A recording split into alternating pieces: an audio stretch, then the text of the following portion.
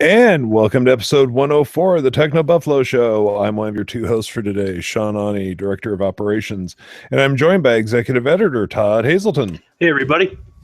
How are you doing today, Todd? I'm good. It's That is hot a good here thing. on the East Coast. Is it hot there? It's like in the 80s. I'm wearing shorts. Well, we were in the 90s up until like Monday. Then yesterday we got down to like the high 70s, and today we're in the 70s. Huh. So I don't know what's going on. It's nuts. I've seen a lot of stuff about setting temperature records this month. So yay! Yeah. Otherwise, I'm That's good. always It's been busy. Yeah, it's been very busy. When you and I were discussing what we were going to discuss on the show today, I was like, okay, there's a lot more to discuss than I thought. Yeah, there is.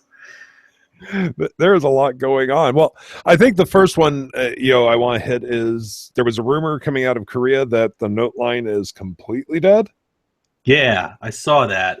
Killian, one of our morning writers, wrote that yesterday. Basically, the rumor report is that Samsung's considering just killing the Note and putting all of its eggs in the Galaxy S sort of basket. I don't know if look, I buy it in the sense that like maybe the Note name itself isn't good, but I'm not sure I buy that we should kill that brand and get rid of the S Pen and all that. I mean, people always look forward to that super high-end device. A couple months after the S device launches, because that's usually February, and then we get the Note in September, or August these years. So I don't know. I feel like maybe part of it could have been lost in translation. I just don't understand because if you think about it, say they put all their eggs into like a flagship basket, which would be kind of like what Apple does each year, right? But they have two models, and Samsung would have two models, I guess, too, with the regular and then Edge version. But if they did that and then they had a recall or some issue or it didn't review well or something, we're taking them out of the top tier because they would have had the Note 7 and then like a busted, Galaxy S8 launch maybe. That's kind of scary. So I feel like they should have something just to hedge their bets just in case. But maybe that's just me. Maybe they're confident in the S8 and they'll test it and make sure everything's perfect. That's what I was going to say, though. I mean, Apple puts all of its eggs in one basket each year, so you could say the same, if Samsung's focusing only on the S series, it could take a lot more time. It could put a lot more resources into it, and we could avoid exploding phones, hopefully. Right. I don't know. It's going to be interesting. I don't know if I buy it yet either or not. Yeah, I think maybe the right choice, maybe what this report is sort of referencing is maybe there's like an S8 Pro or something that has the S Pen and it's basically the Note, but just isn't called the Note anymore. That's a possibility. I don't know. Yeah. Samsung's in a precarious position right now. They're going to have to figure something out, but I don't know what that solution is as of yet. They're just going to have to hope that a lot of people forgot about this phone by the time S8 launches. Well, like I said last week, though, folks like us and the other sites out there, we'll make sure you don't forget. Yeah. These things happen. As soon as not this huge of a blunder, obviously. Right. But as soon as the S8 is announced, all of the blogs will be out there going, well, let's hope it's not a repeat of the Note 7 debacle. Yeah. Like, does it catch fire? Like fire tests on the S8. It's going to happen, and it's just going to be like, oh yeah, that's right. Their last phone caught fire. Maybe I want to wait a couple months. I feel like that's probably definitely going to happen. Yeah. I don't know. It's going to be an interesting year for Samsung, and I'm sure there's a lot of soul searching going on over in Korea at the moment. Yeah. And I don't know. I'm kind of with you. I'm not sure if I believe the rumors about the Note, but we'll see. Mm-hmm. So, of course, the other big thing was that yesterday there was a rumor from Recode. And I'm just checking my Twitter feed to make sure it didn't get announced since we've been sitting here. But there was a rumor from Recode yesterday that the new Macs are finally coming on October 27th. Yeah, finally. Raise the roof, y'all. Yeah, there hasn't been an invite yet, but we're waiting for it possibly any minute or day. So this goes back to what we've been reporting on for months, but the rumor is that there's going to be that the MacBook Pro with the OLED bar above the keyboard that kind of morphs into whatever you need. Like maybe you have Spotify open, you have like playlist controls, or maybe if it's not an open API, maybe there's just like open controls for, like iTunes or something. And then like Siri probably, it seems like it would have a good, UI there where like on an iPhone when Siri pops up and it's got like the little graphical interface. I could see that kind of working right up there in that bar, and then probably changing for other controls. But the cool thing is, well, I guess there's two sides to this. The cool thing is that would enable other features, but the other side is that rumor has it Apple's going to pull the full-size USB ports from the MacBook Pro, which is crazy, and possibly SD card and stuff like that, which I feel like has been always the reason people are getting the Pro in the first place, right? Like, especially SD for me, because we're like traveling and I need to load up the movies and stuff. But I guess now I had not seen this rumor. That's insanity to me. Yeah. And I get it, like USB-C, the transfer speeds are faster, so that would be fine, I guess. I don't know. I feel like I still rely on my MacBook Pro for travel, because we're offloading videos and hands-on stuff. But I guess, for most people, it might not be that big of a deal. But that's why it's called a Pro, right? Well, I mean, okay, so as I believe I've mentioned on the show, my iMac died a few months ago. I'm using a MacBook Pro right now as my main computer. And as I look at it right now, let's see, there's two Thunderbolt, adapters plugged in for my monitors. I'm using two USB ports. I'm using the headphone jack. The only thing I'm not using at this moment is the SD card slot. But I do use it on a very regular basis. Yeah. So it's like there's pros and cons to this MacBook. It sounds awesome. I mean, finally we're getting the new upgrade processors, right, which is what we've been waiting for. And then that screen sounds really cool. But then are those worth the trade-offs of the other Pro features? I don't know. So we'll have to wait for the 27th to learn more about that. But also, while we're on the topic, the Wall Street Journal had a report today about there was a rumor floating around that Apple wanted to buy this e-ink keyboard company that's like out of a Foxconn incubator. And that came out like a week or two ago. And basically, it's like this keyboard that has e-ink keys under it, like screens, so it can morph into different shortcuts, different keyboards, which would be valuable if Apple, when they sell their MacBooks in markets that don't use a QWERTY keyboard, they could just use the same model and it's a software switch on the actual keys. So rumor is they're going to build this into the 2018 MacBooks, which sounds cool, but it would look really weird. I don't know how it's going to work. I agree. It would look really weird, but I went and watched the demo video of it on a regular keyboard. It's a interesting concept. Yeah, it looks great. I mean, I love how it had all the shortcuts for like social networks and controls and stuff, sort of the kind of thing that we're expecting with that OLED bar, but just more keyboard changes. And I guess it would be a smart business move because, like I was saying, they wouldn't have to sell these different laptops with different keyboards. I don't even know if Apple has to do that. They must, right? Oh, they do. I've been over, when I've been in the UK, I've gone in Apple stores, and it's amazing looking at how different their keyboard is. Yeah. Ours. I mean, it's not radically different, but it's definitely, I mean, that's a different, machining for the keyboard layout. Yeah. So they could probably save a lot of money there. I mean, they just sell, their basic SKUs. Exactly, because then all they would have to do is, okay, you're in the UK, all right, you get this keyboard layout, but you can change it as you please. Right. And then like developers could add all kinds of shortcuts and stuff like that. That sounds really fun. So it sounds like it's weird, like the big changes for the MacBooks are like in the keyboard. Where else? Because you start to wonder, like, where else are computer manufacturers going to start to differentiate, right? Like, they're all getting thinner. Battery life is getting longer in some regards, shorter in other regards. It really depends on the laptop. You start to remove ports and stuff. You've got sharp displays. Apple could add a touch display. That would be pretty nice, probably. But that wouldn't, make it different from other laptops on the market. Almost all Windows 10 PCs over like $200 have touch screens. So you start to wonder, like, how's it going to distinguish? And the keyboard, it's weird. It seems like the most boring component, but maybe that's how could be exciting after all.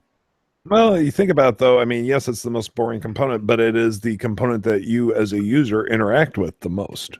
No, I know. Yeah, exactly. It's just, It's crazy. Lenovo with their Yoga Book, they have like that flat the flat panel. We have one in the office. We haven't reviewed it yet, but I think we have a hands-on video somewhere. Anyway, it's a flat like notepad panel that then glows. Just the keyboard kind of glows on it. So it's like also a different take on how you use a keyboard.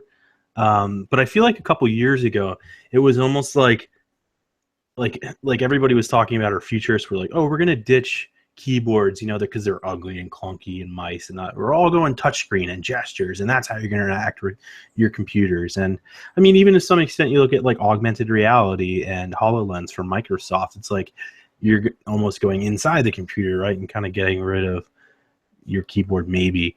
And yet, still, it seems like that's where the innovation is starting to happen again.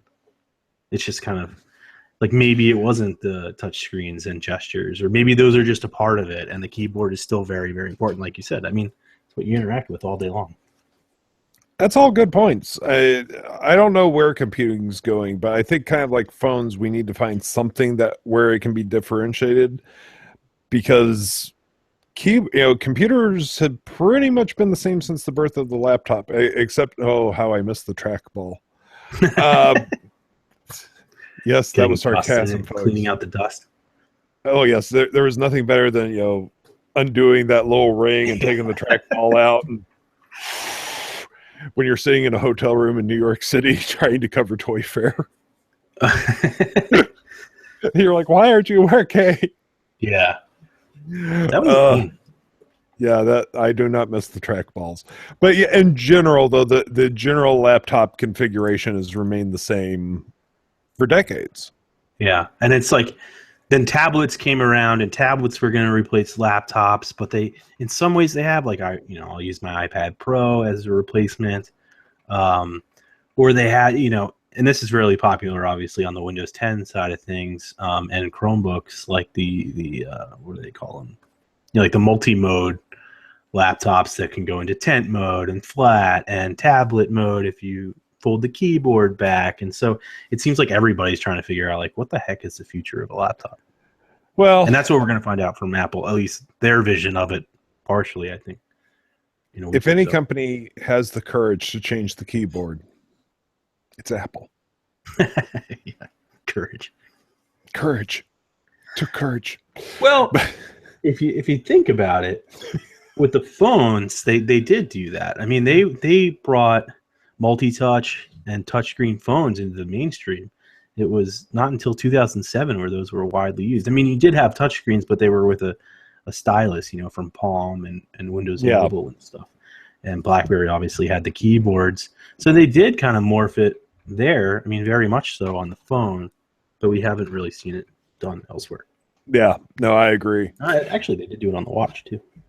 So speaking of computers, there's an event right after this podcast from, what's the name? It's Lisi? Is that how you say it? Okay, Leico. Leico. Like, it used to be, the company, it used to be Le TV, and it was, it's a Chinese company. They started out as like the Netflix of China, and their name changed probably shortly after CES, I guess. I don't know, maybe sooner, or later. Anyway, they made a big splash at CES with like they had that like super flagship smartphone. I forget what it was called, and they also had a partnership with that car company that had that crazy futuristic race car. I also forget the name of it. But anyway, so they're finally coming to the United States. I don't know why I said I was going to say U.S.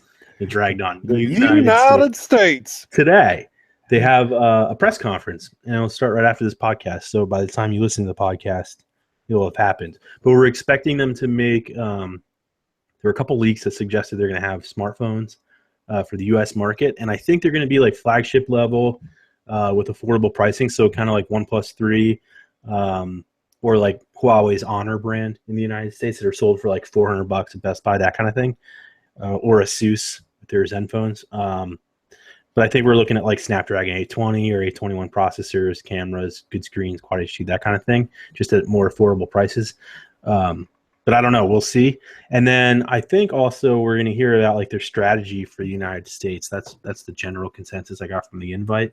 that like, hey, we're here, we're in the United States, and this is what we're going to be bringing to the market. Because previously they weren't really here. Like we'd heard about Leica, we covered the rumors of their flagship phones and stuff like that, but it wasn't really like something that U.S. consumers could go out and get their hands on and buy, and that changes starting today, I think. So it's big news, and it also shows again just how important, oddly enough, the U.S. smartphone market has become for Chinese smartphone manufacturers. I mean, for example, we had Huawei here now more than ever. Also, their Honor brand, obviously OnePlus. Xiaomi isn't here with smartphones yet, but they launched their first Android set-top box, which is available in retail now, and I expect that to eventually that brand to come to the United States. And now Leica, and this is in addition to other phones you can buy, obviously on your own if you're hunting for them. But yeah, it's interesting to finally see the Chinese companies coming over here. It's about time. I mean, there's a lot of quality products that they do make that, for whatever reason, they can make them cheaper, so get more variety into the stores, get more competition out there. I'm all for it. Yeah, but it's just, it's crazy because usually most of the time we're writing, about China and smartphones, it's about U.S. firms, Apple or Canadian BlackBerry, going into those markets because they're so huge. I mean, China Mobile in China's like 700 million. I don't know, something crazy. Not 700 million, but the amount of subscribers is huge. Just in general, the mobile market in China, the biggest in the world, so that's why they're going there. I'm gonna get that figure. China Mobile. No, yeah, it was 700 million, but now it's 835 million as of May 2016. So yeah, it sounds like a huge figure. That's because it is. So one phone company in China has twice the population in the United States. Exactly. Yeah. That's why China's been, like I was saying, such an important market. But here we are coming, Chinese makers coming to the United States with, half the subscriber base, less than half the subscriber base of China Mobile alone. Wow. Imagine if one carrier in the U.S. had every customer, they still wouldn't be as big. be as big. Yeah. That's insane to me, but okay. Well, it'll be interesting to see what they announce, and I welcome more competition when I walk into a Best Buy.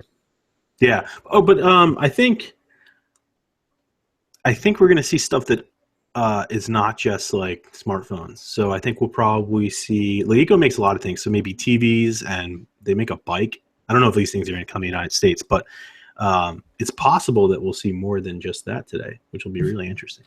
Yeah. No, I'm curious about all the different products that they want to bring over. The more the merrier. Mm-hmm. And of course, the biggest news of the week, I would say, is, of course, Red Dead Redemption 2. Yeah, that's awesome. The reddening.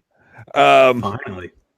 I was really sad. Well, you go on. I'll let you start. No, I was shocked they didn't call it Red Dead Revenge.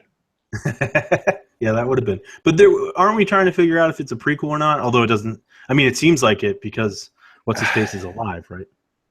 Well, now it's not official yet. I mean, we'll know tomorrow when the trailer drops. Right. For those of you, whenever you're listening on Thursday, October 20th, the trailer will come out for Red Dead Redemption 2. We still aren't positive that Marston is in the game. The lead guy in the one image they've released kind of looks like him, but not entirely. Mm-hmm. A lot of theories for many years now had been that the game would be a prequel and we would see Marston with his gang. Right. Leading up to the beginning of Red Dead Redemption when we see him on the train.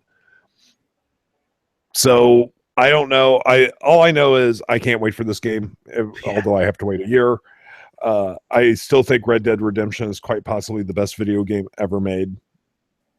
That game was mind blowing to me. Mm-hmm. So I'm ready for it. But yeah, me too. I was just as bummed though. I know we were joking in the chat room. I was saying, oh, they're going to announce it and they're going to say out Friday. And then, of course it says fall 2017, right? So it's like, oh no, a year from Friday. Yeah. Another year. And I was like, I mean, obviously that's what we were expecting, but I was just like, please let it not be a huge wait. Well, but prior to them announcing the name, I was kind of fond of some of my suggestions, like Red Dead Stables, which was going to be a VR game where you mucked horse stables. Yeah, And then, of course, there was Red Dead Revolution, which was their take on Dance Dance Revolution, except with square dancing. which I think it would be a great game. I said I would play that. I know, so would I. You know, because who doesn't remember square dancing in gym class? I don't. I don't think I Oh, square wait, danced in that gym was class. that a Midwest thing? No, but I grew up in We had Arizona too, where square dancing is probably a thing. okay, yeah, we had square dancing week. Maybe it in is a gym. Midwest thing. Yeah, they taught us to square dance in gym. That's pretty funny. I don't remember one step of it, and I'm quite glad. Anyway, moving on to the questions, which we've got a lot coming in from Stern Fan. It's official. I'm ordering the V20 this Friday. Anything I should be worried about? Well, I think with the way the economy's going, Stern Fan. Oh, okay, not what you meant. It's a phone. I mean, it's a good phone. I'm actually excited for that too. I want to play with it. I haven't gotten a review unit, and we had a pre-production one that we had for hands-on stuff in the office. So I'm excited for it. I just want to see or learn more about it. It was the first phone announced with Nougat, and it was supposed to be the first on the market with it. But I guess technically the Pixel sort of beat it because people are getting that phone now. But it does I'm unclear if it supports Daydream or not. It doesn't seem like it does, but nobody's really said that. And Google's only said the Pixel phone support it, but you'd think it would because it's a Nougat phone with a Quad HD display. I don't know, maybe not because that secondary display would probably screw things up in VR too, unless you turned it off manually or something. I don't know, but that's one of the things that I think is important, at least for me. I feel like VR has become a huge part of mobile, so I want either, since we don't have the Note 7 anymore, it's like Gear VR with the S7 and earlier, or Daydream ready phones. I feel like maybe the V20 is a risky buy if the next set of flagships coming out are all Daydream ready, and you've got this last phone of the last generation that has Nougat but isn't really full-fledged. So that's the only thing that worries me about that phone, but everything else looks really nice about it. And it's kind of a bummer it's not water resistant. I saw just today or yesterday, there's a special version in Japan, I think. Or maybe it was just South Korea that's water resistant. And I was like, oh man, it's another model of it, or very similar. So yeah, V20, it hits Verizon first too, which is kind of surprising given that T-Mobile, I think, was sort of one of the first to announce it. And then, we know it's coming to AT&T and I think Sprint, but whatever. We also didn't talk much about the Pixel, which I have here. Oh yes. That was my boo-boo. And people love it. A lot of reviewers are this is awesome. It's the best Android phone. I'm kind of not one of those. I don't really like the hardware. I love the software. I think it's pretty good. It's Android 7.1, and obviously for me I can't think of a new version of Android I didn't like, right? It's always kind of building on previous iterations. I like the circular icons. I like that the app shade is sort of below the screen. There's no longer an icon for it. I just had some issues with Google Assistant. She wasn't as smart as I was led to believe. And I guess for me, I would ask her questions, when's the debate, which is a popular one everybody seemed to have been doing in reviews. And I would get the answer, and then I'd say, add that to my calendar, and it wouldn't be able to do that. But yet she can do other things. You can have conversations with her about, how tall is the Empire State Building? You get the answer, then you can say, where is it? Without saying, where is the Empire State Building? And she'll tell you where it is and stuff like that. But I don't know. I kind of felt let down. The camera's great. Battery life is really good. I don't know. For me, I kind of I don't like the fingerprint reader on the back, but I know that's just a matter of opinion. I'm kind of just used to the front one. I don't know. I guess coming from a Note 7 where I felt there were so many new features, the iris scanner was fun and it had expandable storage and all that. And now this just kind of feels like Google's iPhone, which it is sort of, and that's fine. I'm not quite sure of the strategy if people are really going to go out buying this, especially since it's only on Verizon right now or unlocked and it's expensive. I mean, phones like the V20, for example, throw in those other features I'm talking about, like the fun extra display, expandable storage, removable battery. I mean, some of these sound like almost archaic things in smartphones now. Like how many phones have removable batteries? But people still care about that. So it's not for everybody. Yeah, I was a little surprised, but not surprised by the review. I mean, when we saw it at the event, I was just, you and I were not there in person, but just watching it on video, I was just kind of like, eh. Yeah, and that's how I felt in the review, and that's how John felt too. Other people really liked it. I know it kind of was across the board, depending on the publication stuff. I get the praise for it. Like, there's nothing inherently wrong with it. Like, it doesn't fail at anything. It just doesn't seem to push the boundaries that I've been so accustomed to seeing from Android smartphones. Right. So I kind of felt like it was just like oh, here you go. I mean, there's like no wireless charging, no waterproofing, no, this doesn't have 10 or Quad HD, which is fine given the small screen size on this one, and the Pixel XL has it. Just it was like, okay, this is the Pixel. And 32 gigs of storage actually ended up being fine for me, which was a surprise, because I feel like I've been so accustomed to buying the 128 gigabyte model of phones, or the 64 with the Note 7 and stuff like that. Obviously, that was the only option, but 32 always seemed like the new 16. And oddly enough, I still have a ton of space left. I didn't end up, worrying about it too much, because you get free photo and video uploads to Google Photos, so you don't have to worry about that taking up too much space. And then, I didn't store all my movies offline because it doesn't have the micro SD card slot, so I was kind of forced to be conservative with it. But so if you end up getting the $650 model with just the basics here, it's okay. It's just not the be all end all. Yeah, I would, and I offered in our review like a bunch of suggestions for our readers. Definitely for $400. I mean, you're saving at least $250. Look at the OnePlus 3 and see if you really need, Google Assistant, which is sort of one of the distinguishing things. Or, maybe in that price range, you start thinking about the Moto Z. Maybe you're looking at the Galaxy S7 Edge. I think there's other phones that offer things that this doesn't. And if you're really not just dead set on the best of Android, then I don't think you need to buy this. And if you are, then I kind of have to question Google here, because in the past it would sell everybody the best of Android, buy a Nexus, right? But what happens to the people that bought Nexus last year? Like they no longer have the best of Android. And I know they have to start fresh somewhere, like that's their idea, but they're leaving those fans in the cold. And what's to say Google doesn't do that again or something? And that's what frustrates me. At this point, I don't trust Google in a lot of ways, unfortunately. I don't trust them to come out with, anytime they announce a new product, a new service or whatever, I'm like, this is great. How long are you going to support it? Yeah, it's kind of like, how long is this, really going to be here? Because if people don't use it, or people don't, if nobody buys this phone, then who's to say Google's actually going to continue to invest time into it next year? Because they might just change their strategy and say, all right, that didn't work. I know. I don't know what to expect from Google anymore. And people might say, no, they don't do that. But I mean, look at Google Wave or Nexus Q, or, I mean, well, now line for all matters. I mean, they just ditched that. And I will take issue with the Q. At least it never made it out to the public. Yeah. I thought it did. I thought it was out available for, was it just the people that were at the event? It was just 2 people that were at the event. Yeah. Well, which is why we have one sitting in the office. I mean, what happened to Android tablets too?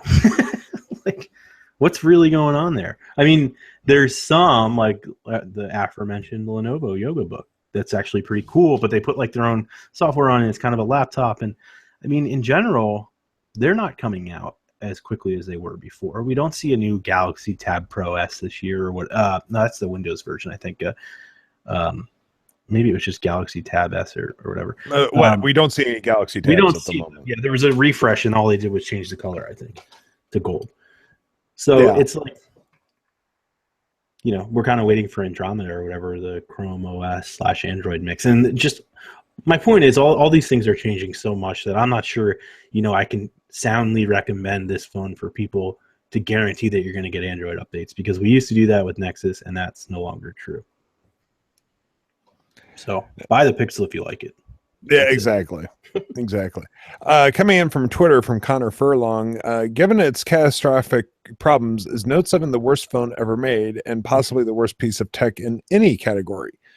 No, I think your question's slightly flawed, only in that this wasn't the tech, it was the battery. And the battery was the problem so far as we can tell. So I don't think the phone itself was bad. I think they just rushed the battery and also didn't take into account sizing. Poor design, definitely. Yeah. But as for the phone itself, I wouldn't say it was the worst phone ever made. I kind of want to put it up there, though. I mean, it's pretty bad. And I think there is sort of technological problems here. It might have been the battery, but clearly it was batteries from two different manufacturers that were having issues. So was it the phone sucking too much power? Was it overheating because they didn't dissipate the heat properly? I'm not quite sure, and Samsung hasn't really come out and said it. But I think it's the worst smartphone I've seen launched since I started covering them in 2007. And smartphones before that I can think of, and then we're going into PDAs. I don't think I remember any that had such a big, massive failure like that. Well, I mean, there were things where like the screen would be wonky or things didn't work right. They weren't catching fire and burn from flights. I think it depends on which angle you take this from. Mm-hmm. I don't know. That's a tougher question than I thought it was. I'm sorry, but I will still say the Cha-Cha was the worst phone ever, just because it was the Cha-Cha. Just like, well, there's the dumbest phones for sure, yeah. And like, I know that I get it, because that's the thing. Like, it was easily phone of the year, probably. Better than the Pixel, which is all of a sudden taking that kind of credit from the Galaxy Note 7, because there's nothing else there really pushing the boundaries. And I don't even think the Pixel does, but that's up for debate. Anyway, so it was going to be phone of the year. So like everything was there, and then all of a sudden it's the worst phone. So I do love the fact that they're setting up Note 7 trade-in stations in airports. That's a good idea. I was wondering that. Like, what do you do now that the FAA has banned it in the United States? And say you're like, you're in the airport and you've been in the United States on a business trip or somewhere else, and you haven't been able to exchange it this whole time, and you're living under a rock, and you don't know what the Note 7 is, but you happen to own it. And you get to the airport, and they're like, you can't take that. Like, what do? You just throw it out? But now there's, at least in Australia and I guess in South Korea, and they're going to open up in more airports, these exchange stations where you can return the phone and get a different one or something right there. Insanity. From Brazen Franco, Samsung doesn't have a super high-end Note anymore. For the last 2 years, they've just been bigger S Edge with a pen. No ludicrous sock that puts shame on the S line or other over-the-top specs. I would agree with that. I don't agree with that. Sorry. I think Todd doesn't agree with anything I say today. It's not true, though, because the Note has always sort of pushed the boundaries in one way or another, whether it's a smaller upgrade or something. In this case, it was things like an iris scanner, which we hadn't really seen in Android before. It had the whole secure folder, I forget what they called it, on the desktop, which was pretty cool for encrypting everything on the hard drive. I feel like the Note 7 always introduced something slightly more than just a bigger screen over the S7 Edge. And so many people just say, oh, it's just the S Pen, but that's not quite true. And that's why I think a lot of people are saying, well, people are ditching the Note 7 and going with an iPhone, because otherwise they would just get the S7 Edge, but they're not, for a reason. And an iPhone doesn't have an S Pen. Fine. I mean, it had features that people wanted that the S7 Edge didn't have. Just disagree with everything I say. That's okay. Not a problem. No, you make good points. You do. From Bizzle Byron, I'm an impatient fool and got the 12-inch MacBook. Haha, it serves the purpose, though. It's replaced my computer and iPad. Depending on when you bought it is when we'll decide if we should call you a fool. Yeah, because really we're expecting the big MacBook Pro update, and I think maybe, hopefully, something with the MacBook Air, something going on there, or is the MacBook going to replace the Air, or I don't know. I think you're okay with the MacBook. I mean, it's probably going to get refreshed, but Yeah, I think so. Okay, let's see here. From Mr. Sean, will we see a 4K TV box at the October event, meaning the Apple TV? I don't know. Probably.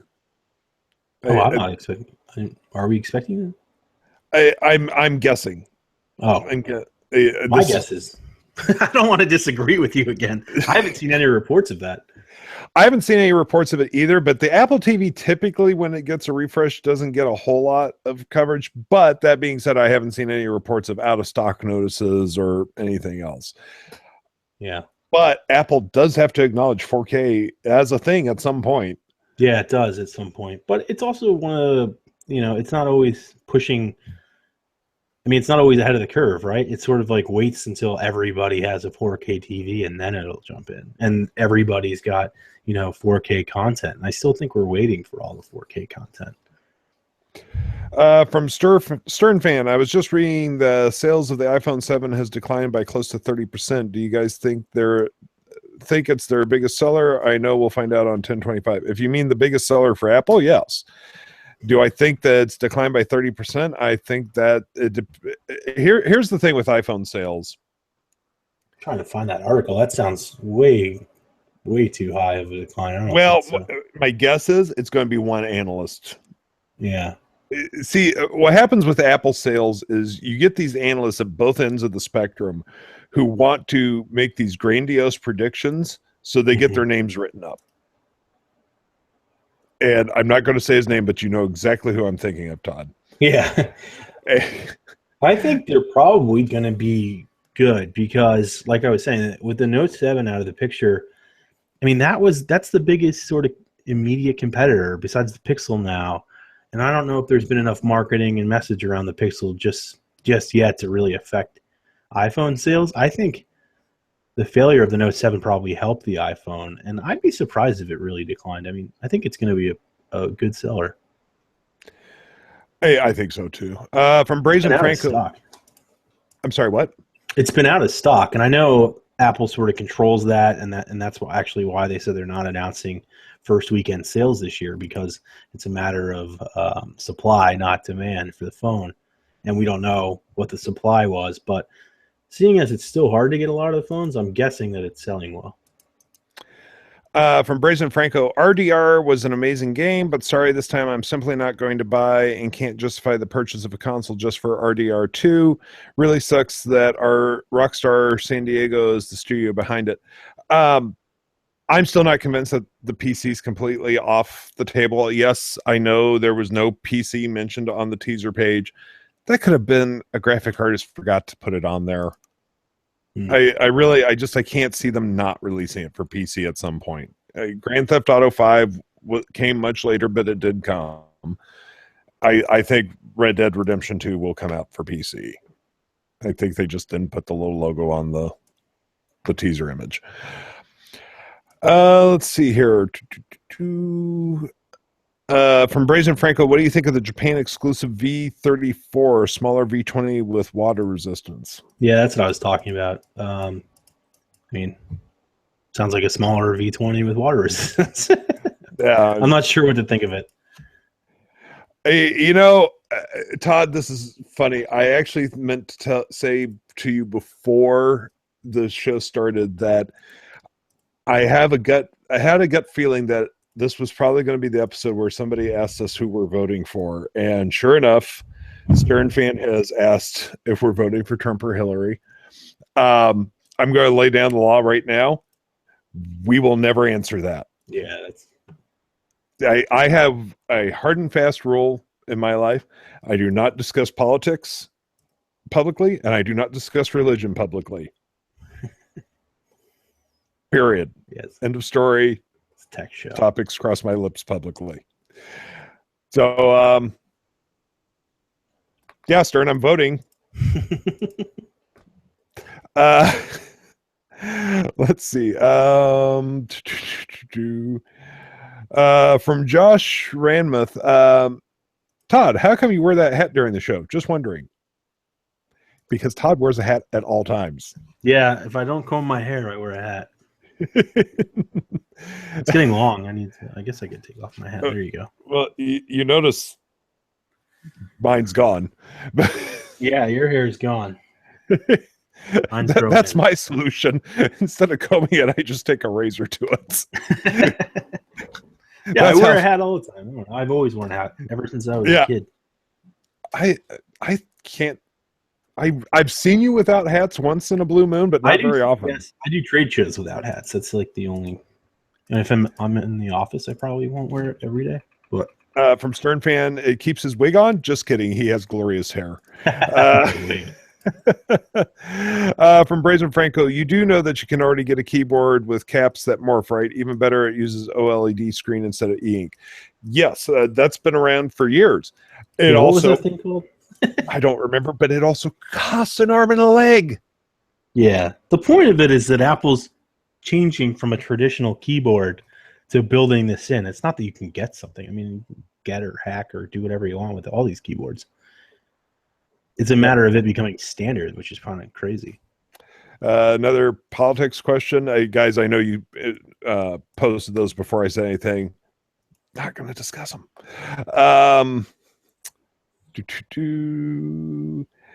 From Stern Fan, will they have a 5K iMac that I love so much? I do think they are going to refresh the iMacs on October 27th. Yeah, all these things are overdue. So whether we hear about them or they're just kind of bumped up in the store, that's what I think the question is going to be.